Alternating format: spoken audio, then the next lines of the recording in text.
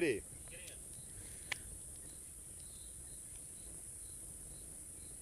Nine. I'll start. Cool. Cool. Okay, so we've got those sausages that go. Just so we laughing kind of thing. Good evening and welcome to the Fireside Chat. It is a beautiful, beautiful evening here, and apologies for the delay. Really? There was a delay, slight one. So it's my fault, blame me. Well, Mark accepts responsibility for being a few minutes late, so thank you, Mark. I do. And everything else, the signals, puncture that Alex had, everything. I'll take full responsibility. That's kind of you. How was your day, Scott? It was very good. A relaxing day. Not huge amounts of the regular excitement, but a few smaller sightings, some really interesting ones. A big thank you to, I think it's Jeffrey in Texas for finding out the name of that bug that I thought was a kind of cicada, and it was an emerald? Jewel beetle. Jewel beetle. And really, really pretty, so thanks for finding that out for us. And little things like that were the highlights of my day. It's one of my favorite beetles. I said you would know what it was. Yeah. I've got one. I've got it right. It is so hard to find emerald jewel beetles nowadays. Do you know how old it is?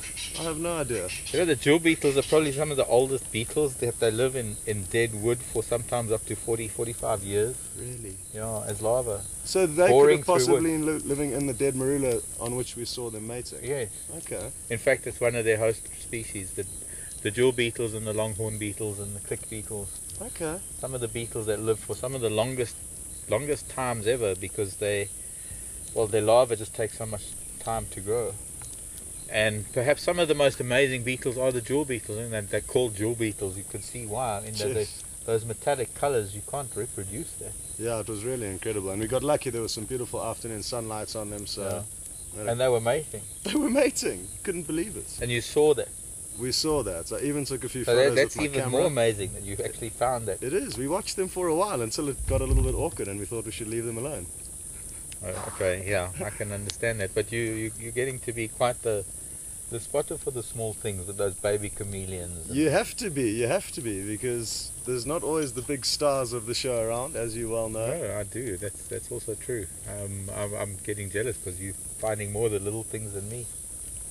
Well, as a team, it works out because you know what the things are that I'm finding, so it works out quite well. That's true. You also had quite amazingly that golden orb, and it's not so much that you had the golden orb, but because that golden orb was so big, and most of them right now are really, really tiny, and they're still growing. And you found one that's actually quite large. It was almost, looked like it was a sort of quite big on your hand. Yeah, it was. Yeah, they don't. I mean, they get a little bit bigger, obviously, but they're going to get huge by the end of the summer. But I mean, right now they're still babies because they're a kind of spider that only lives for one season, and then when they die off, they leave their egg case, and the egg case hatches into 500 tiny little pin-sized little red spiders, and they've only just started growing since about September, October. So most of them have got very low webs that are only about this big, and the spider is only really about half an inch to maybe 3/4 of an inch. But you found one that was actually quite big. I did mention that it may have put its web in a highly lucrative spot, because it is, like you say, way ahead of the others in terms of growth. But that's the thing about spiders, reptiles, and a lot of things, is that growth is not really set to a particular age, like mammals and things age. When it comes to things that have to eat to grow, spiders and reptiles, the size that they take on is somewhat determined by genetics, but it's also determined by how much they're eating and how much, or how frequently they're able to eat. So how lucky they are when it comes to catching their prey. That's right, very much so.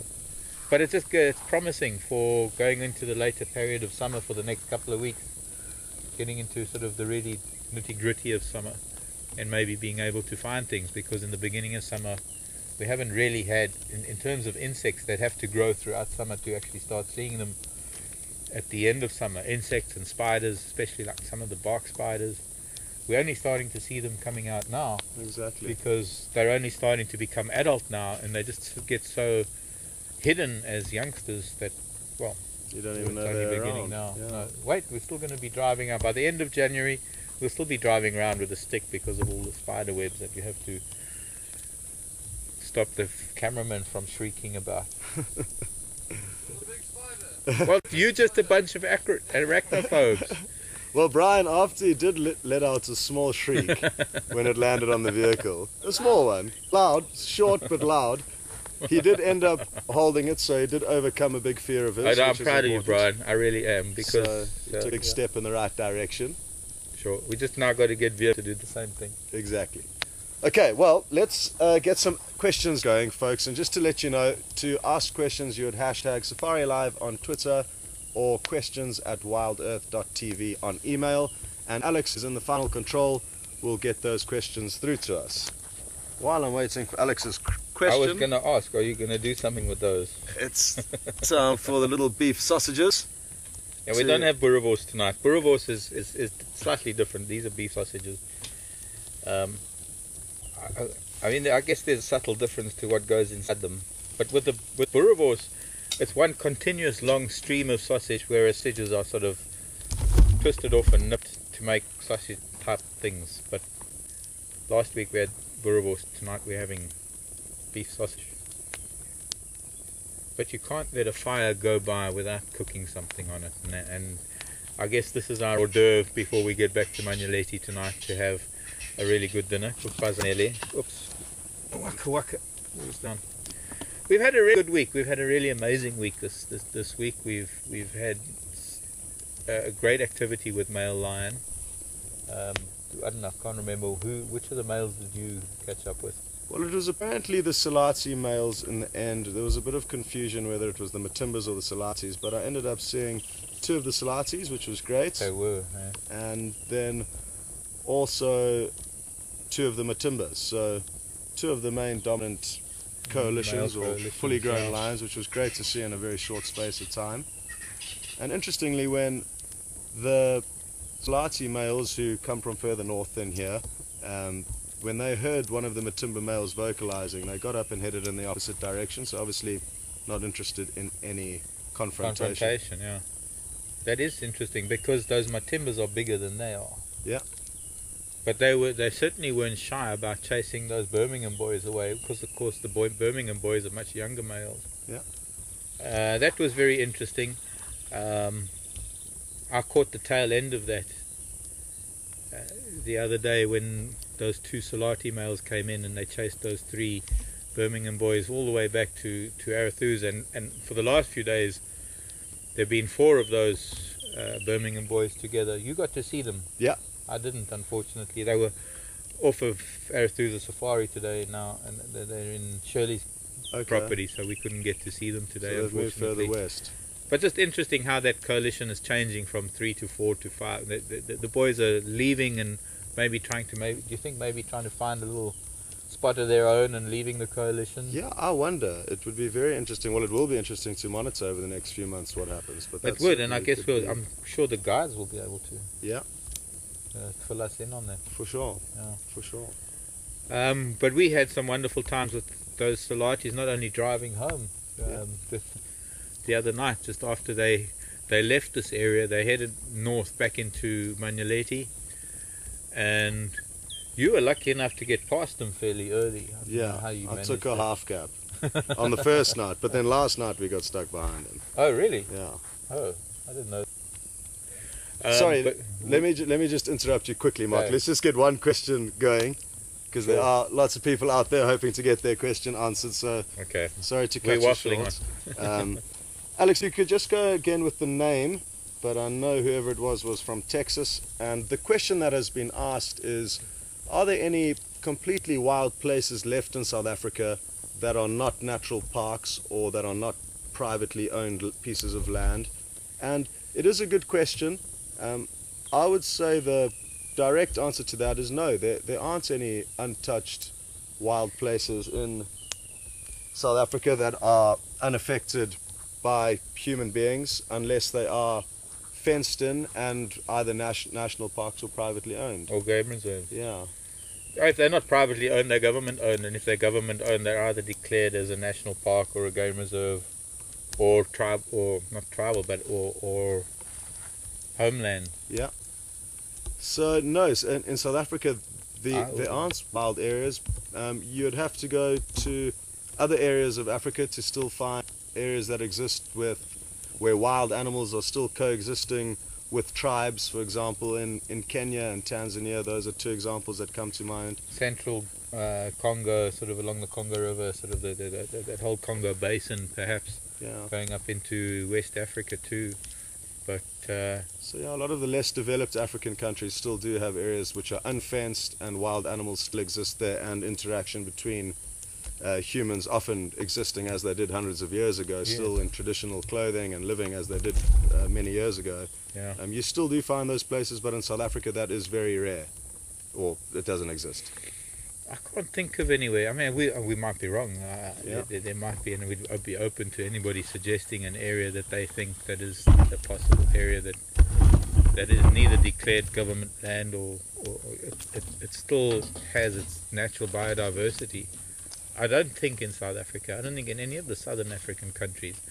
In fact, I think only sort of really more towards Central and West Africa and some East African countries where you have like the whole Maasai steppe. In fact, that northern Tanzania, southern Kenya area where we both spend time. That whole Maasai steppe with the Maasai land is where the Maasai still live amongst natural indigenous populations of wildlife, and they move their cattle through the wildlife areas, and in fact they've become so much part of the environment that the wildlife regards them as part of the environment, and wildlife reacts differently to the indigenous people as it does to perhaps intruders or Western people or people coming in who are not part of the local tribal way of life, because that kind of way of life just tends to become part of the environment. It becomes so second nature to everything. And there have been some good examples of how elephant react or lion react to things like that. No, even more importantly, buffalo. Yeah. To some extent, how buffalo know that when they see certain humans in a particular attire that is different to the Maasai, that is different to the indigenous people that they live with, that their lives are in danger, yet they're not in danger with the local indigenous people who have cattle and who are peaceful and non-threatening. Yeah. I also heard a small branch cracking, it sounds like. It was Or quite horns. far away, do you agree? Or horns. Two horns. Or horns. or two tusks clashing. Well, for now the coast is clear. Fair But that was a great question, and it is important to know if people are planning to do safaris, depending on whether you're wanting to experience just a game viewing experience or if you would like to experience real, raw cultural experiences. There are certain countries that offer better cultural experiences tied in with the safari experience than South Africa might do.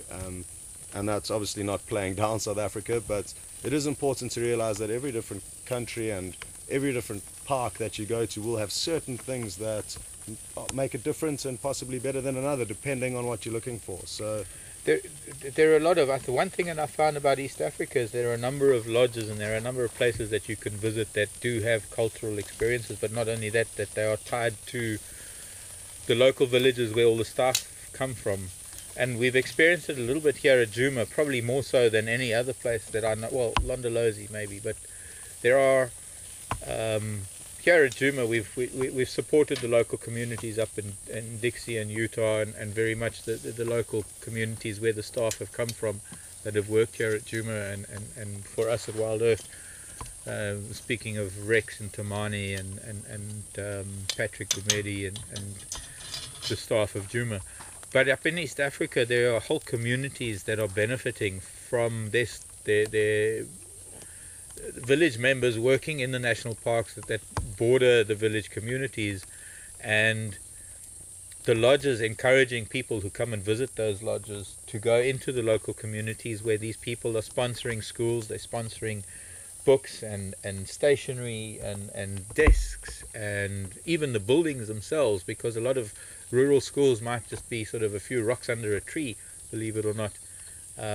But a wonderful thing is that we both spent time in the Chulu Hills, and you know about that clinic. I mean, there was an American foundation that sponsored clinics in some of the most remote areas of Maasai land, and they're probably some of the most up-to-date laboratories and clinics that are helping bring medicine and help to people that are living in such rural and urban areas. Brian, would you mind turning up my volume on my earpiece a little bit, please? Sorry, Alex, go again with that question. My volume was just a little bit down.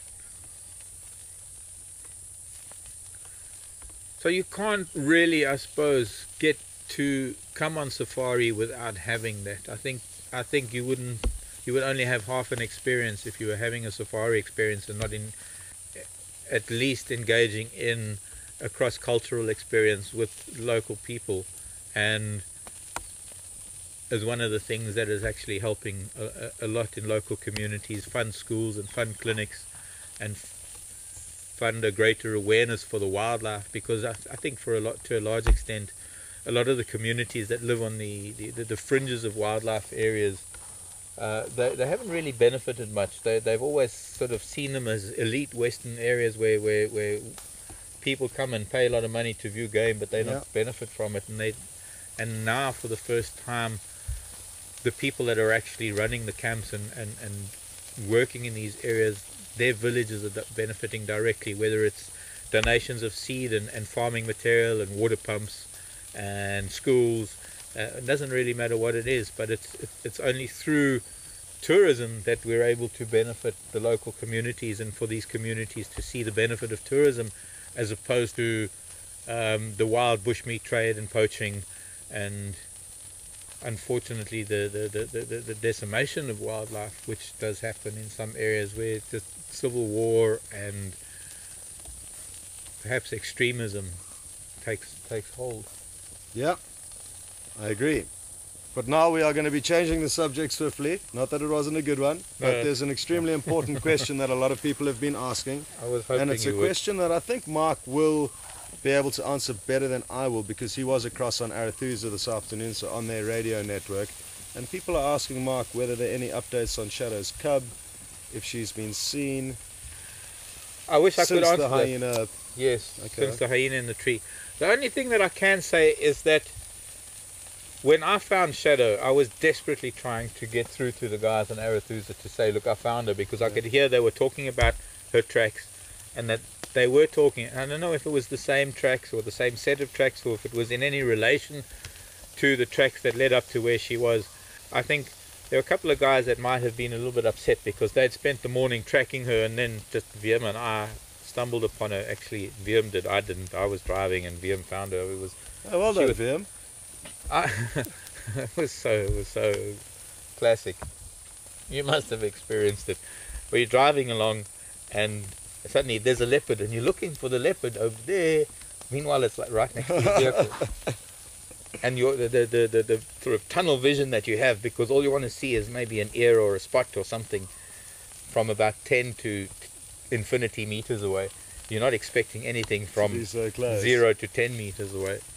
And anyways, we arrived at the airstrip, and there were 3 Egyptian geese standing on the airstrip, and I was thinking, if they're not at the pond, which is that buffalo dam under Buffalo Pan, if they're not at the pan and they're standing on the airstrip, there's got to be a predator or something. And I was hoping to see one of those long-legged spotted things that run very fast. Yeah. And the next minute, Wiem said, there's a leopard, and I turned around and I looked, and I couldn't see her because I was looking above her, and she wasn't even camouflaged. I mean, how do you not spot orange and black spots in the green grass? But yes, it was wonderful. We had a really, really nice time with her. But having said that, I was in touch with the guys that had been tracking her. There was talk of finding female tracks with the cub. I don't know if it was in conjunction with the direction she had been walking, and whether we'll find that out tomorrow.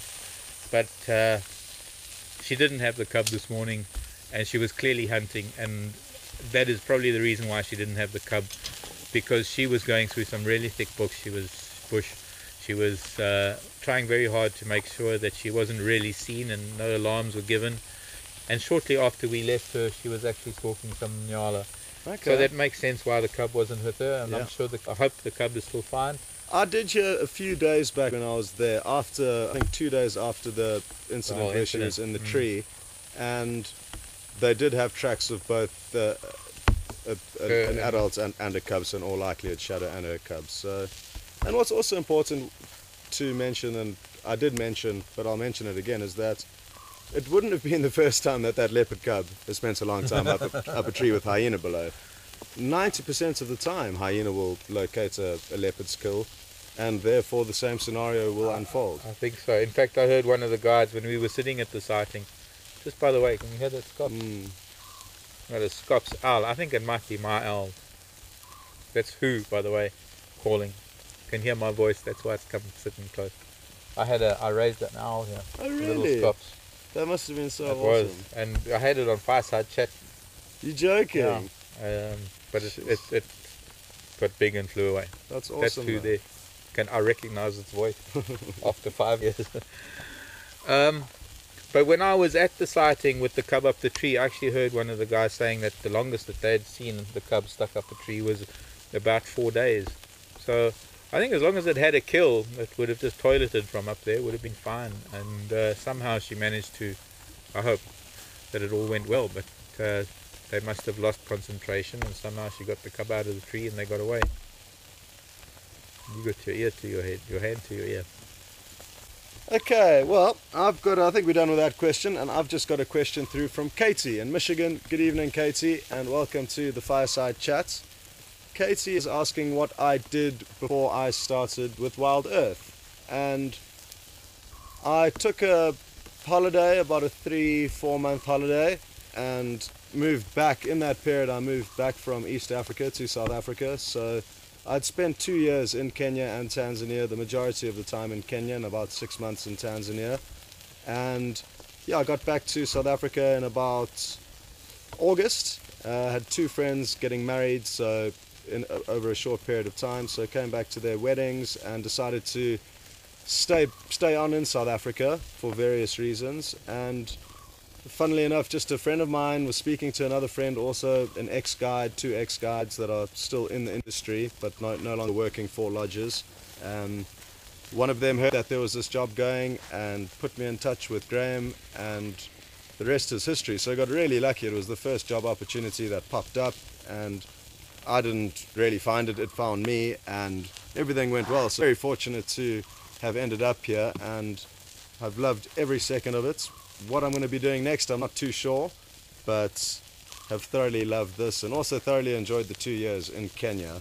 But that is that's a 6-hour campfire chat over a week to get through all the tales from Kenya and Tanzania. They're 2 incredible countries. But I think we're lucky to have found you, because over the years it's been hard to find a presenter that just can slot in and just be like you are, just because it's like you've done this so much before, and you were just so comfortable with it. Well, that's very kind, Mark. Thank you very much. It's going to be sad to be parting our ways at the end of the month. But I hope, well, only for this we are. Temporarily, hopefully. Yeah. No, but I think being kindred spirits that we managed to sort of connect in ways, I think we will be in touch for a long time. Certainly. I'm going to come and stay at your house in Mtsimba. Oh, you definitely are. But you're not allowed to come without that gorgeous girlfriend of yours. She'll be certainly in tow. Good. And we'll have a good few nights around the fire there. I'd love that. Yeah. I really would. Yeah. I can show you the Mapani fell. Yes. I would love to go for a stroll through your neck of the woods. I'm sure you'd have a lot of tricks up your sleeve after all the years you've spent there. I mean, you've known that property for longer than you've been alive. Yeah. So well, no, I'm sorry to say that. That's really presumptuous. But yeah, it's true. Well over 40 years now. Crazy. That's awesome. You're not 40 yet. Not nearly, but not quite. But yeah, okay, but thanks. Yeah, and thanks for that question, Katie. It was a good one. Alex, any more? We've been lucky to have found you. So maybe next time, maybe after the end of January, if we have another project coming up, maybe we'll try and snare you away from Nikki. Well, I certainly would love to get back out here. How's our sausages looking? Oh, he's listening to the radio again. Okay. A question from, I think it's Caroline in potentially South Africa. And good evening, welcome to the Fireside Chat. This is a question I'll give to Mark. And Caroline's asking what the effects of building dams are on the environment. Very good question. Thanks, Scott. So, what the effects of building dams are? Well, the effects vary. I'm going to avoid using a word that I... Okay, bingo's not happening tonight. The effects vary. I can't help it. It depends.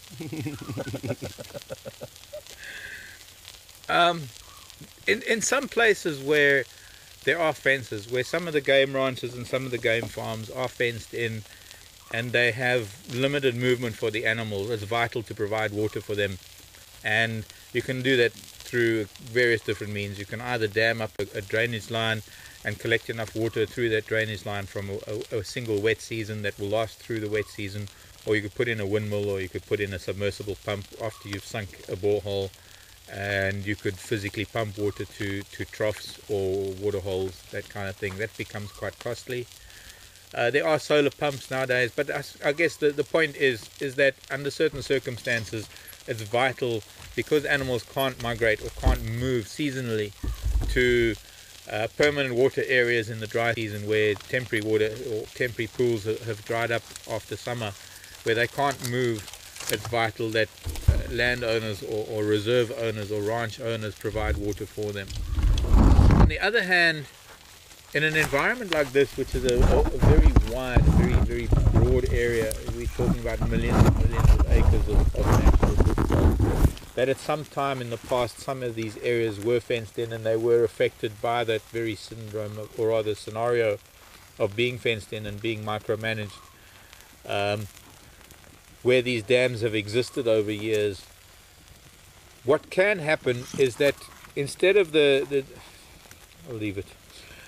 Instead of the seasonal movement that animals might take to find the more permanent water sources, like the permanent rivers and the larger natural water holes that have occurred over the year, or created over years and decades, centuries, providing an artificial water source is likely to keep animals in an area in the dry season when the pressure of those animals' presence can denude or degrade the environment, because animals would rather stay close to water than have grazing, browsing. So you might find a place where you're providing a dam and you're providing water, but the surrounding habitat can't really support the animals that stay there for the water, and in that sense those are times when making a man-made dam can be detrimental to the environment. Yeah. There's another kind of example or theory that's also an interesting one, and that is that by creating a water hole, you allow animals that typically wouldn't necessarily always be there to be in that area, and that may attract increased concentration of predators, and that increased concentration of predators may then prey on animals that would typically find themselves in areas with less predators, because they are in more harsh, dry areas where prey is not abundant, and therefore may not have evolved as effectively to defense mechanism to escape from predators. So I think the sable is one example of that, where that theory comes into play. Well, I think the other perfect example of what we're seeing here, the wildebeest population. Wildebeest will find, if there's open grassland, they'll be, that it's one thing, but if there's open grassland with a water source, they will stay. But I think over time we've seen, and I think there are studies being done on it now, especially with the airstrips, how the wildebeest populations, especially here in the Sabi Sand, have been decimated because they're compelled to stay. They feel compelled, or they find it compelling to stay in an area that is close to water, as long as there's a little open patch of grassland. Yeah. And the lion know how to hunt them on that tiny little patch of grassland, that eventually the lion will wipe out herd after herd after herd, and a herd will be wiped out and just another herd will move in, and they'll suffer the same fate, which is pretty much what you're saying, is that it puts predator pressure on an area where suddenly there shouldn't be that much predator pressure. Yeah. So all in all, it's I don't want to use the word interfering, but it's modifying the habitat, and it is creating an artificial sense of security for animals that ordinarily would not maybe stay in that area over particular seasons when they would normally be moving away. And that allows the environment or the immediate habitat to recover while they're not there. and at the same time, by them not being there, the predator population doesn't intensify the way that it has perhaps proliferated as a result of all the artificial water points. But a lot of these water points, a lot of these dams stem back to the time when there were fences here, when the Sabi sand was self-contained, and in fact even before then, in the days before the Sabi sand became the Sabi sand, when there were individual fences.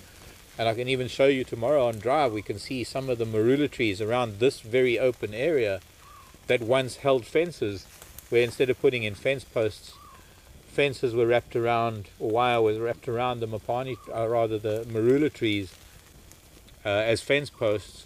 And we can still see the scars today where those fences used to stand. And we're talking about probably 50 odd years ago or more. Alex, please go again with that question.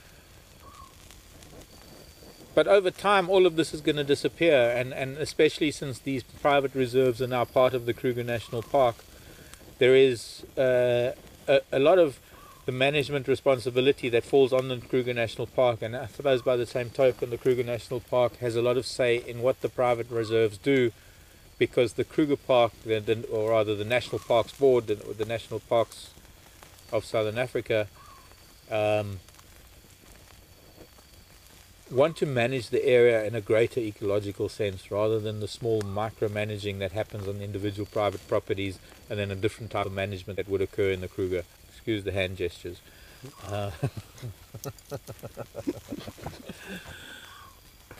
But it's one environment, it's one habitat, or there might be micro habitat, but it's one big national park, and it requires management on a much larger scale. That a lot of the dams that have been damaged and washed away in the floods of 2012 and 2013, those very dams are not allowed to be rebuilt because they did alter things so much. And a completely different view of the management of the wildlife, which unfortunately does need to take place, because essentially on the edges of every wildlife area you do have human habitation, or you have human settlements and things, and so it's necessary to some extent to keep the two separated, because animals and human conflicts are not the greatest things to have to deal with.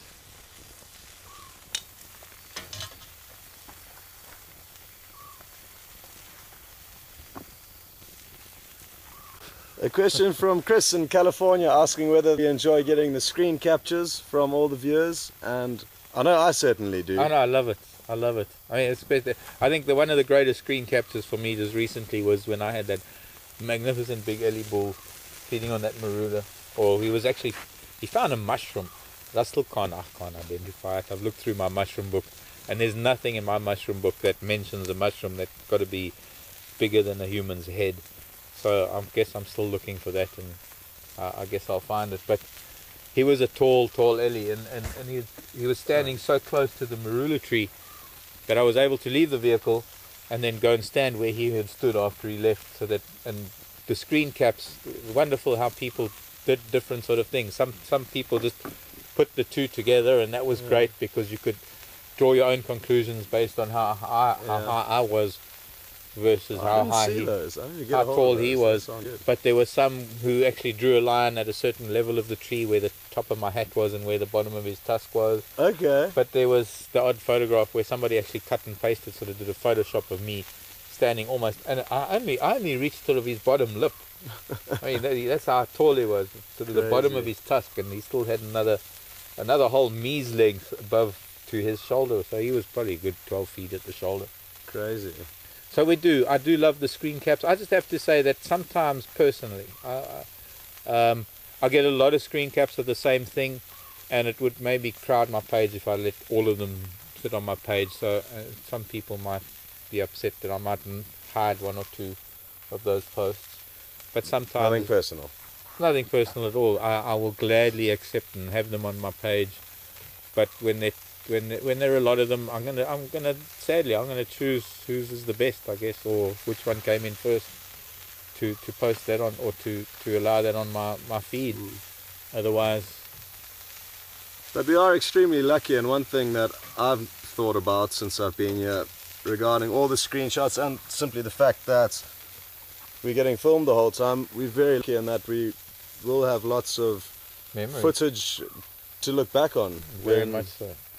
When we're old one day. So, well, no, for your kids. Yes, exactly. And all those screenshots are also all part of those special stories that will help trigger our memories. Yeah, I like those collages. Yeah. That get made, sort of it kind of sums up the whole drive, the best things in the drive. Well, yeah, thank you very much, Chris. We do love them, so keep them coming. And now we've got a question from Ellen. Evening, Ellen. Ellen's asked, I may have got it wrong, but I think I've got the gist right, asking why some bull animals or male animals will get kicked out of a herd when they're young, whereas others are tolerated. And she said, for example, wildebeest and elephants. So my initial answer to that is that most males will inevitably move off from their herd, whether they're chased out by their mother or their fathers or other males that may be becoming dominant. Typically the men do move off at some stage, especially when they are becoming sexually mature. So that's a critical thing to factor into the equation, as well as depending on when they do become sexually mature, and it varies between different animals obviously. It's usually then that they would be chased out, and that's nature's way of preventing inbreeding. It's a necessity. Yeah, I agree. I think that's the primary thing, is that it prevents males from mating with either mothers or sisters or relatives. It is different though, being a matriarchal society with elephants, and it's not so much elephants that are chased out as much as they leave. But in a lot of the male-dominated societies that we have, bull-dominated societies, they do get physically chased out, because there is no way that a young male can mature, because all of the females probably going to be related, well, at least his mother and sisters, but a lot of the females will have the same genetic pool, so it's vital that, as Scott says, that it does mix up things a little bit.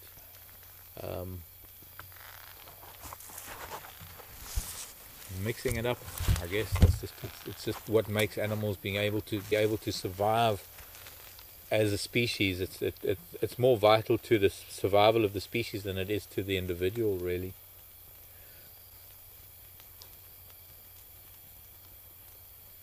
The ear tap signal means I'm ready for another question. Our little secrets.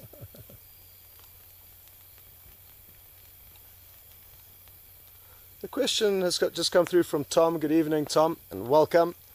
Tom has asked how much leopard cubs rely on their mothers' training for hunting, and whether, without their mother's help and training, would they be able to survive? Well, I think leopard are probably at a far greater advantage as far as that is concerned, being able to survive without too much training from their mothers. I mean, leopard are predominantly instinctive hunters. I mean, you know what it's like. Leopard cubs will chase butterflies and grasshoppers and lizards, and right from a very young age, more so than, say, cheetah, because cheetah, on the other hand, it's more important for them to actually see what mum is doing, and more of what cheetah learn, or rather more of cheetah's upbringing is about learning how to do things.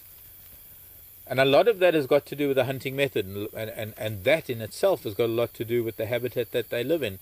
A leopard lives in relatively thick bush, and they hunt in thick bush. The leopard's hunting method is stalking and pouncing. Ambush. So a leopard can't really afford to have a cub tagging along, because as we've seen, how many times you've seen lion cubs just mess up the hunt, or even when a leopard cub is there, also that tail goes up and the prey sees it, or the cub will sit up and the ears will go up and they want to see what mom's going to hunt.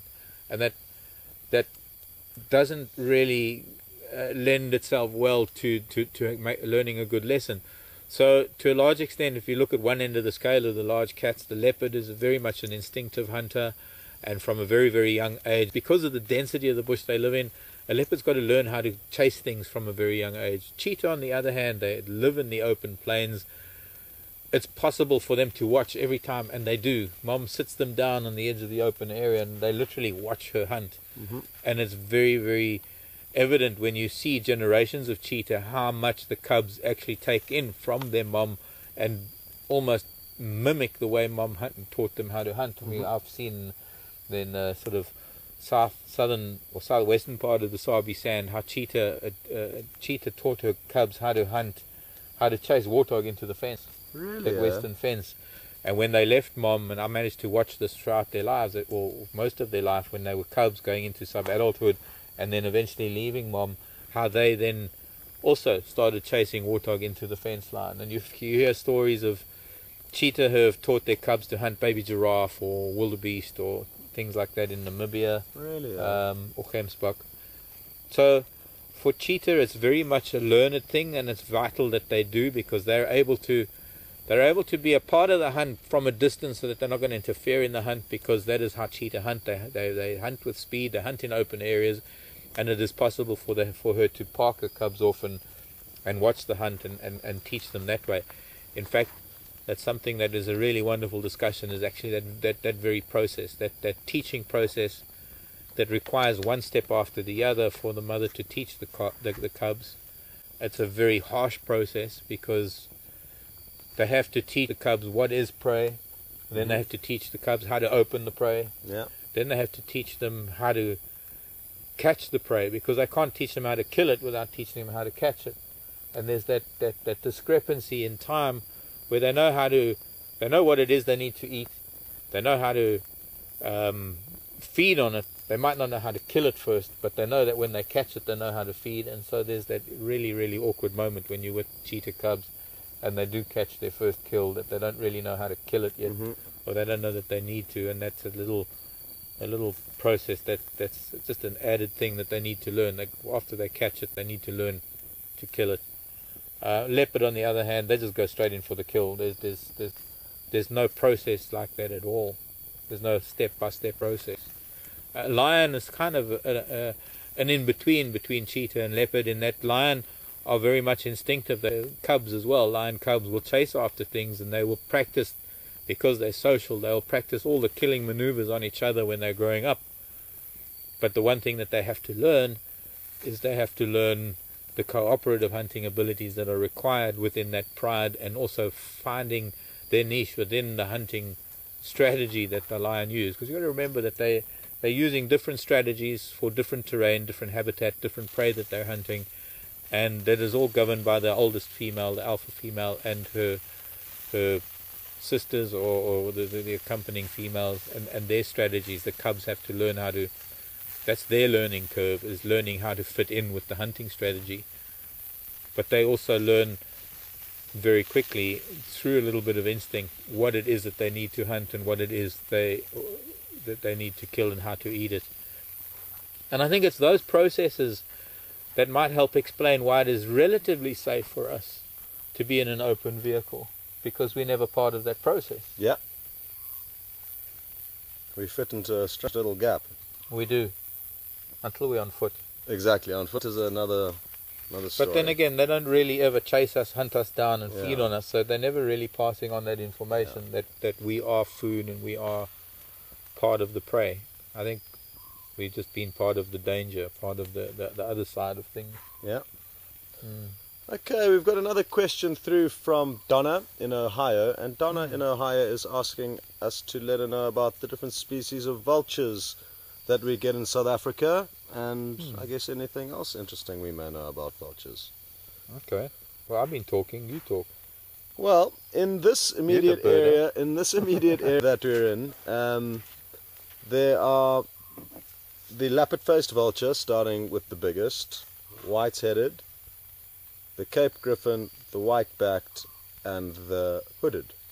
So there's 5 different types that we get here, and they all kind of fit into, there's 3 kind of different weight categories of vultures, I guess you could break it up into. You get the heavyweights, and those are the white-headed and lappet-faced, and then the middleweight, which are the Cape Griffon and white-backed, and then you get the flyweight or lightweight, which are the hooded vultures. And they all, because of their different sizes, have slightly different roles in the cleaning up of carcasses, and that is their role in the ecosystem, to get to all the little bits of meat that once the lion and leopard may have finished with the kill, the hyena may come in, and thereafter there may be little bits that neither of those predators could have got to, and only the vultures can clean up. So hugely important animal in the nutrient cycle out here and making sure that nothing goes to waste. So yeah, those are the 5 different types we get here. There also are the palm nut vulture, which is an interesting one. It's almost like a vegetarian vulture. Well, then you go give the vegetarian vulture speech. It's also known as the vulturine fish eagle. It's very white and it's got sort of black dark upper wing covers. Known as the vulturine fish eagle, but it is a vulture, and it mostly feeds on the fruits of some of the palm. Well, the palm nuts. The raffia palm, I think. The raffia palm and the dooms as well. Yeah. The young dooms. Very seldom does it feed on anything else. It does feed on. I've known them to scavenge off of fish eagle kills. Okay. Up in Sulu, where we had a few palm nut vultures, and I've seen palm nuts on the coast of East Africa. I know that northern KwaZulu-Natal, there are some palm nut vultures. There is a good place to see them. Cozy Bay, that's also, I guess, northern KwaZulu-Natal is where I've seen them. And then I saw them quite a lot in Katavi National Park in Tanzania. Okay. And on which is just north of Sulu anyway. Yeah, exactly. And then on Lake Tanganyika, quite a few there. And there was a lot of raffia palms. Yeah, I didn't get to Lake Tanganyika. Sadly, I didn't get to much of the lakes, other than all the lakes in Sulu. Okay. There's the other vulture. That's a very different and important vulture. Well done. I'd forgotten about it. The lammergeier. Yes, or the bearded vulture. Or the bearded vulture. Is another term. Do you know that there's a population in Austria? I didn't have a clue. And they're the same as ours. And really? Somehow the populations are connected. Okay. But the lammergeier or the bearded vulture is quite a unique vulture in that it's the only vulture that can actually grasp with its talons. And what they do is they actually take bones and they fly very, very high, and they drop bones onto rock to crack the bones so that they can get to the marrow. None of the other vultures are able to actually grasp things with their talons. Mm-hmm. Whatever their nesting material, whatever it is that they need to take back to their nest, is carried in the beak. Mm-hmm. And that's one thing. But I'm glad, interesting how you put it, because I've never really thought of it that way. I've always considered the vulture stacking, and I've never considered the heavyweights and the medium weights and the lightweights. And if you have to think of it the way I describe sometimes the vulture stacking is that your heavyweights are the very heaviest vultures, and they fly at a very high altitude. Mm-hmm. And they're not necessarily looking for a kill at all. They're only looking for the medium weights, who are in much greater numbers, who are circling and flying in the thermals below them, because the heavyweights are flying at maybe 5,000 feet at least. Yeah, you don't see them nearly as much as the others circling. And they're waiting for all these groups of other vultures that are flying 3,000 feet below them at about maybe 1,000 to 2,000 feet, and they're keeping their eye on those vultures, who in turn are keeping their eye on the lightweights, who are flying at only maybe 200 feet. The hooded vulture that doesn't even soar, it doesn't fly in thermals, it just flaps around from one area to another. If anything, you must have seen hooded vultures actually following predators. Yeah. Even on the hunt, and up in Sulu and in parts of East Africa, I've found hooded vultures permanently with a pack of wild dog, individual vultures that would just wake up with the wild dog, move with the wild dog all day, because they knew that if the dogs didn't catch anything, at least they could engage in coprophagia, which is eating feces. Which is what you do when you're at the bottom of the vulture food chain. I guess it is. But also the one maybe we can just expand on this, the whole lightweight heavyweight thing, is that look at the size of the not only the size of your hooded, but the size of its beak. Mm-hmm. It's a very, very narrow beak, and it's there for eating the really soft parts of a carcass. It's flying at only 200 feet. It's going to be one of the first birds to arrive at the scene of a crime, so it's going to be able to get to the soft parts quickly before the medium weights come in, because when they do, the Cape Griffin and the white-backed vultures, when they start coming in, they're going to completely overwhelm the small hooded vultures. And even they are going to be slightly limited in what they can do, because when the big white-headed and the leopard-faced vultures come in, it's a completely different story. They come in and they mantle the prey. They come in with a 7-foot wingspan and completely dominate. But there is also one bird that comes in that's not a vulture, and that's the marabou. Uh-huh. That also can dominate and intimidate even the heaviest weights of the leopard-faced vulture. Yeah, I saw a few marabou at Magnoleti the other day, which is great, because I hadn't seen them for long. Just two circling up, and they caught a thermal and you remember the days when we used to see marabous? I mean, we used to see them almost on every kill, or any buffalo kill we would have marabous. Yeah, it's strange. Well, I think one of the things is that there are a lot of rehabilitation centres just west of us, and they provide an incredible service. So, not detracting from the norm, or it's not a derogatory thing at all, but vulture restaurants are things that have turned up over the last 20 or 30 years because of a decline in vulture numbers. And the decline in vulture numbers is because the increase of farming and agriculture has taken out a lot of the natural habitat and a lot of the natural cycle of things, leaving carcasses and bones. And even with farming practices these days, farmers don't like to leave dead cattle or dead sheep or dead animals around their farms. They remove them. And however they dispose of them, I don't know.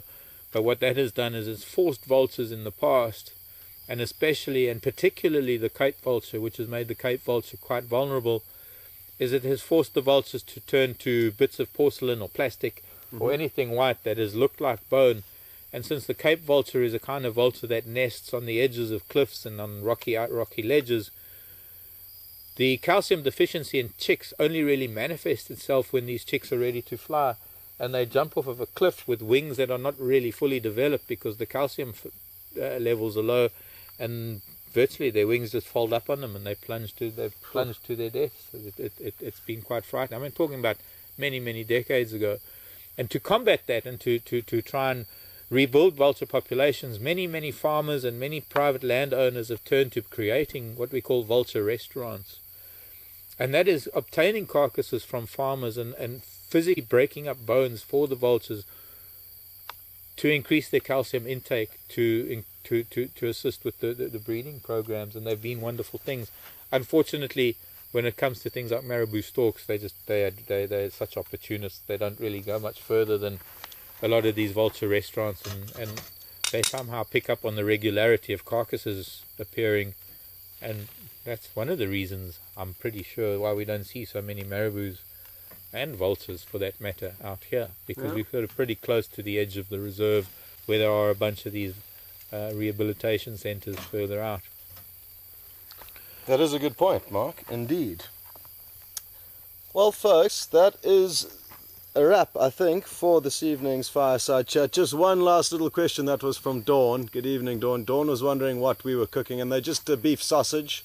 They should be tasty. They look golden brown good and delicious. So we shall see, and we'll enjoy them. And thanks very much to the two cameramen and Alex in control, and to all the viewers and Mark.